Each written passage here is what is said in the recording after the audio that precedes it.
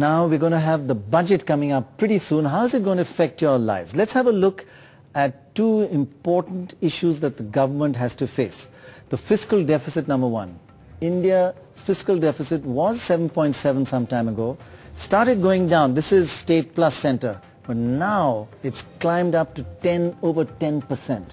That is a very high percent of GDP, and that's a big worry. They've got to bring it back down to around 6%, the fiscal deficit. What about the government debt? We've heard in the United States of the consumer debt being 350% of GDP. India, our problem is the government debt. It's 77% of GDP. Look at the other BRIC countries. Brazil, 41%. Russia, even less. China, 23%. Russia, 6%. Most of Southeast Asian countries are around 40 to 50%. India, 77% of GDP is our public sector debt. Now joining us is the person who knows, the only person in this country who knows what's in the budget, T.N. Nainan, editor of the Business Standard. Nainan, when people hear fiscal deficit, eyelids get heavy, they tend to say, so what? How will that affect the finance minister's decision, and will that affect prices, will that affect taxes that we pay? Yes, of course, Pranay. Business and industry are expecting tax cuts because they say they're going through a difficult time. Right. But as you said, the deficit has to be reduced because it's too high, which means taxes have to be raised. The point is raise taxes to get more money, to get more revenue and balance the books a little more, whereas industry is saying give us more benefits. Right. And these are going in opposite directions. So the finance minister has a difficult time. But tell me something. In a time like this where inflation is virtually zero, prices are not going up according to the government statistics at least, should the government say, okay, one more year, let's try and boost the economy, let the deficit be 10, 11% for one more year because we're in bad times? Or should they try and control it now and raise taxes, as you say?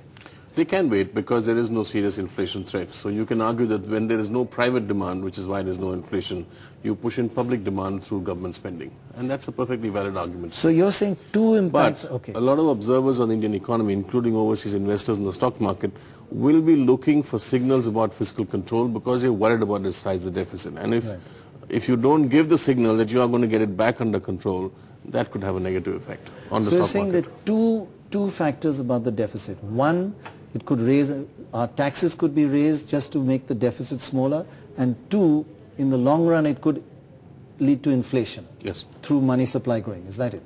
That's right. Now, if the finance minister has this tough choice, as you said, and the world is going to look at, what you're doing about the deficit, can he divert it by doing, I think you were talking about reforms earlier in the break? Absolutely. I think, they say in law that if you're strong on the facts, then focus on the facts. If you're weak on the facts, focus on the law. So if your numbers are difficult to meet and the numbers don't look that good, talk reform.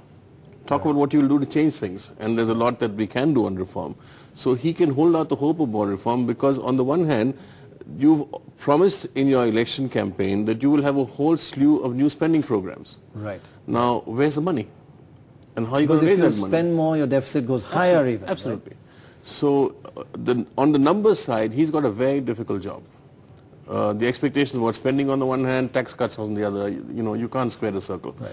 So I think he should just focus on saying that we will change the way this economy runs and do more reform and focus attention on that so that, people are not just looking at the numbers. So what you may see, or what you would almost recommend, is that one more year, let the deficit be at this 10%. Don't increase taxes, may not reduce them, maybe even reduce them for a while.